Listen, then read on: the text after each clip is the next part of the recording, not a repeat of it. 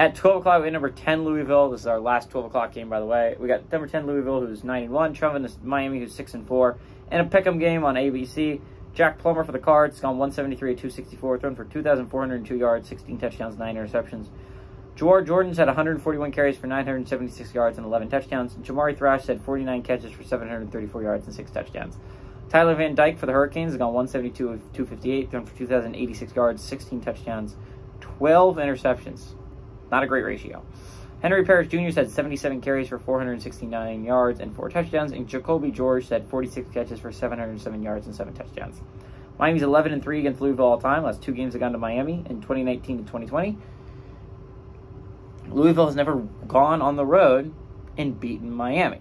I mean, they've done it in a bowl game once. They won in Orlando. They have technically won in Florida, but they've never beaten Miami in Miami. And I think this is interesting because this is a big game for Louisville, right? Like, Louisville, they're underappreciated by the College Football Playoff Committee. Like, let's call a spade a spade. They should be 9, right? There's 9 playoff-eligible football teams in Power 5 football. They should be number 9 at least. They have a 2-loss team ahead of Louisville. I think that's a little bit disrespectful to a Louisville team that I think has played good football. They have had 1 bad game against Pitt. And I understand it was a really bad loss. That was not a good loss to Pitt to take. Still only 1 loss, and this is a Power 5 football team.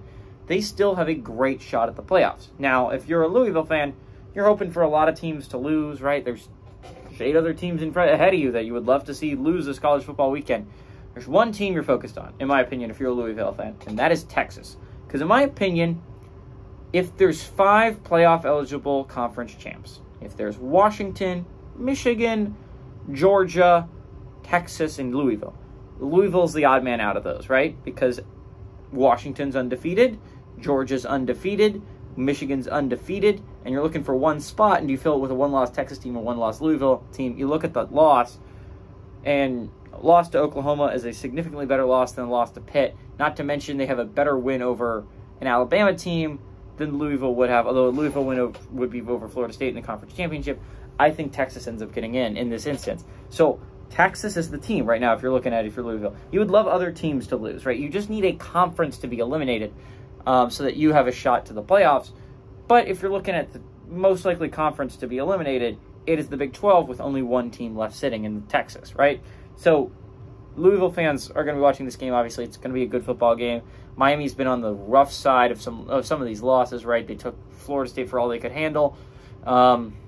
They did it for a lot of these teams. And Louisville's been on the right side of a lot of these games, right? Georgia Tech gave them everything they could handle, and they eke by with a victory. Actually, they come back and win that football game.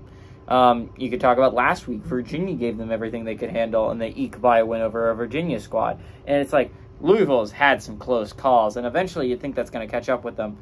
But it's a really good Miami team.